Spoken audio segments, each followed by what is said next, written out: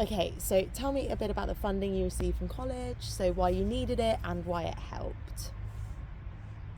So the important thing for me was this was done during a year of quite a bad COVID outbreak in Thailand.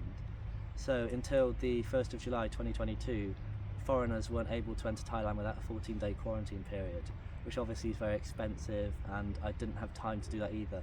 So the project had been shelved, and actually we're planning to do it in 2023 summer. But luckily they lifted those restrictions in July, and that's when I first was able to contact college asking for financial assistance, because it's quite a big expedition and I didn't think I'd be able to fund it by myself.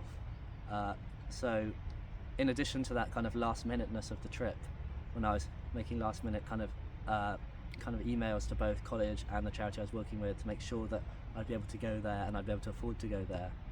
Obviously costs as well for flights to Bangkok, given that it was quite a recently open destination, were quite high as well. So as a kind of accumulation of all those things, there was this extra financial burden from just the unpredictability of COVID.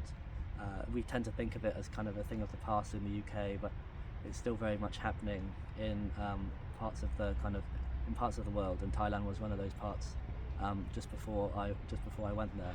So the fund was really important for me, as it meant I was able to get there despite these extra costs and unpredictabilities of COVID.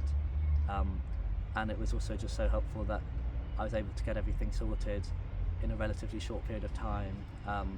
Otherwise, as the summers are long but not infinite, it would have been very hard for me to have been able to make it there in time, and we probably would have had to wait again until 2023 to complete the project.